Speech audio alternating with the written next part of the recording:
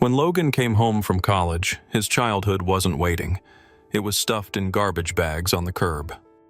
His mom avoided his eyes.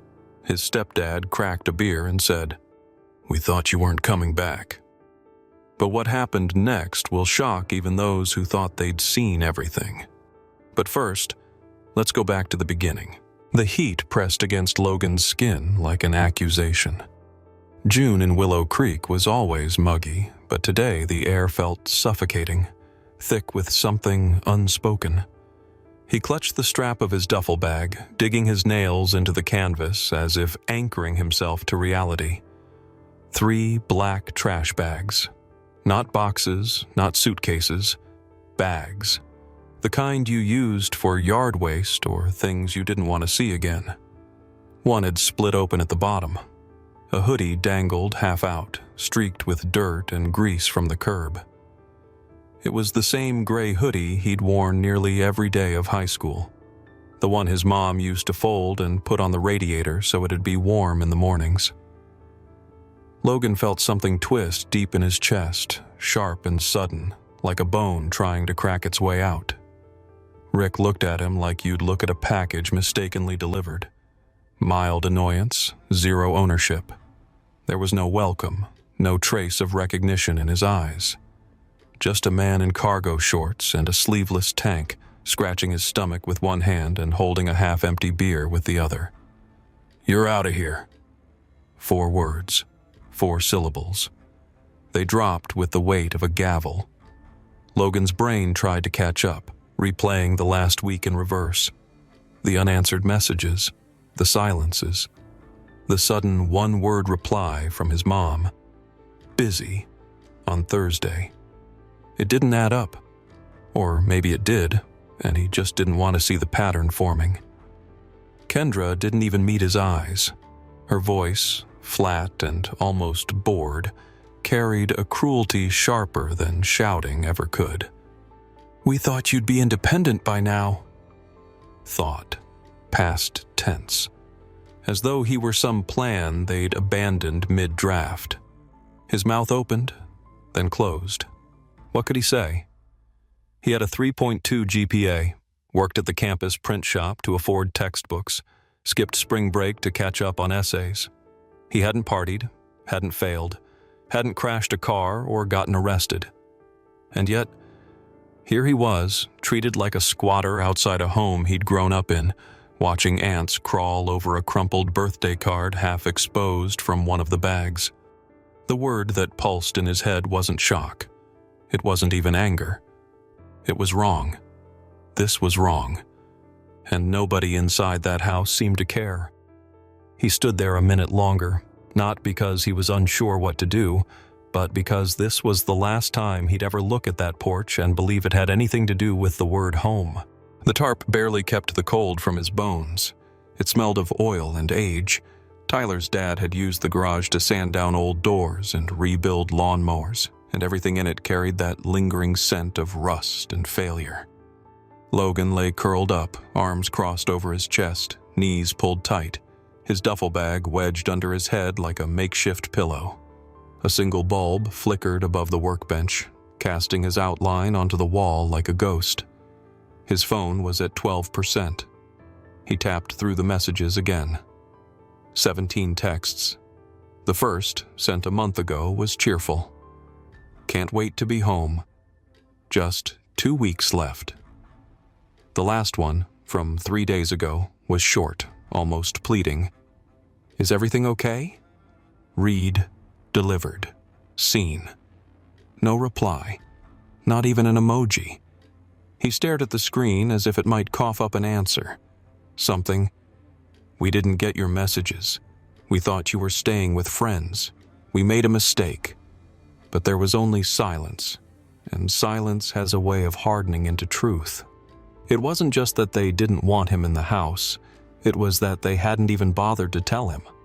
By morning, exhaustion had given way to something deeper, disorientation laced with disbelief, the kind that doesn't make you cry, but leaves you hollow and weightless, like someone had turned your chest inside out. He called Emily. His sister answered on the second ring. Her voice was crisp, alarmed. He hadn't even gotten 2 sentences out before she interrupted. "Wait, what? You're where? In a garage? Mom said you were spending the summer doing research on campus." Logan didn't answer right away. The lie was so casual, so complete, that it stunned him more than the trash bags had. Research? He was working at a coffee kiosk part-time and barely had money for lunch. Emily drove over the next morning in her old Subaru. She was a nurse, practical and perceptive, and when she entered the house under the pretense of dropping off something, she didn't waste time with pleasantries. Logan's room was gone, transformed. The bed replaced with a shag rug, walls lined with Himalayan salt lamps and shelves of crystals. A diffuser puffed lavender-scented mist into the air. The only thing left was the wood beneath the floorboards. And that's where she found it. The envelope was thick, government issued, past due, final notice, eviction, 4 months behind. The betrayal widened. They hadn't just abandoned Logan. They were drowning. And they'd thrown him overboard first. Logan didn't rage. Rage would have been simple, hot, chaotic, uncoordinated. Instead, something far colder settled into him. Focus. It was a clarity he hadn't felt in months, maybe years. Not since his mother began flaking on calls. Not since Rick took over family dinners with talk about vibrational alignment and cutting dead weight. This wasn't about emotions anymore. It was about precision. He and Emily sat in the parking lot of a local diner, engine off, her phone hotspot casting a weak signal across his laptop screen. The eviction letter lay on the dashboard, creased and damning. Emily zoomed in on the fine print, lips pursed. "Subletting without written consent," she read. "That's breach of lease. That's grounds for termination." Logan opened another tab. County records. Property ownership. Landlord's name, Gerald R. Collins. Contact info, buried under layers of property management firms and P.O. boxes, but not impenetrable. It took 2 hours and 1 friendly email from Emily posing as a tenant rights liaison before a direct number popped up. Meanwhile, Logan assembled a different kind of evidence. His kind. The kind that would speak not to lawyers but to neighbors, clients, and community boards. He had dozens of candid photos saved from past summers, years before things got ugly. One stood out. Rick, shirtless in a kimono, standing in front of the garage-turned studio, arms raised, the infamous breathe sign glowing like divine irony behind him. Logan overlaid the image with bold white text. "He said I should have grown up. I came home from college to find my life in trash bags." The flyers were simple but surgical, a gut punch in under 5 seconds.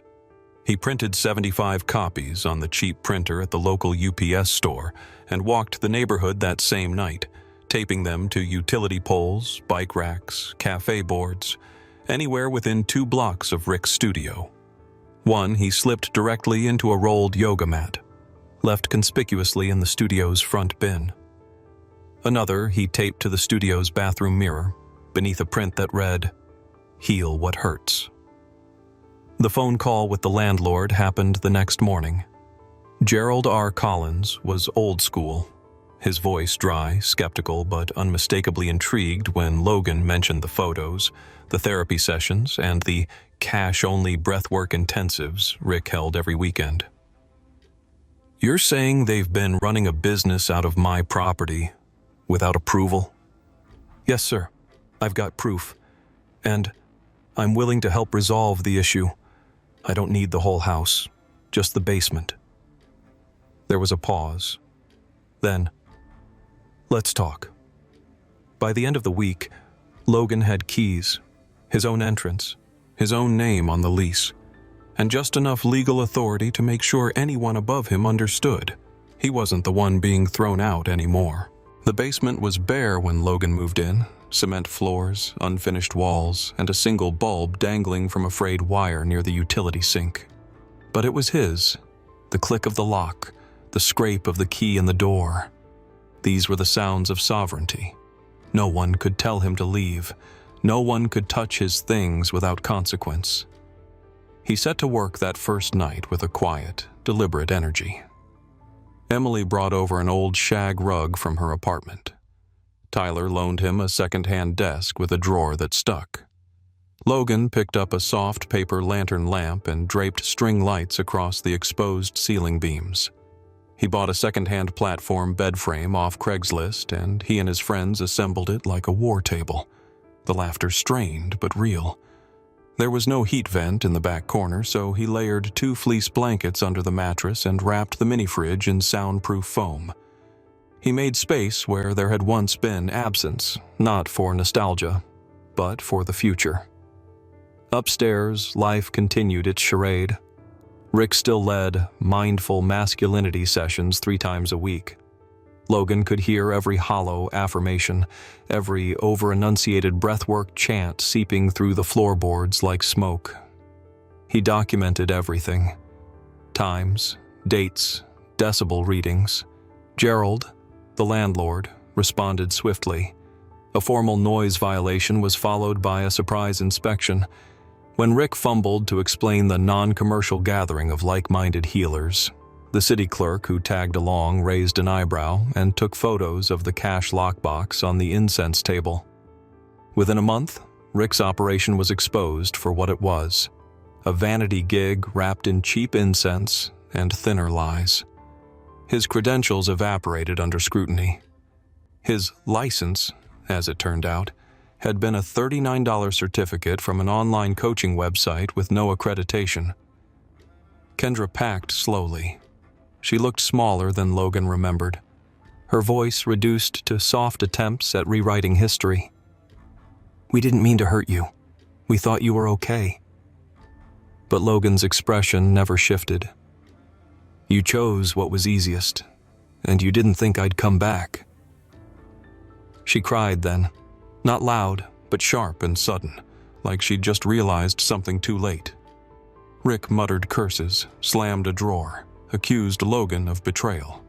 But Logan just stood at his door, frame straight, breath calm. When they were gone, he walked back down to his space, shut the door, and locked it behind him. Then, softly, as if to the silence itself, he said, "Namaste."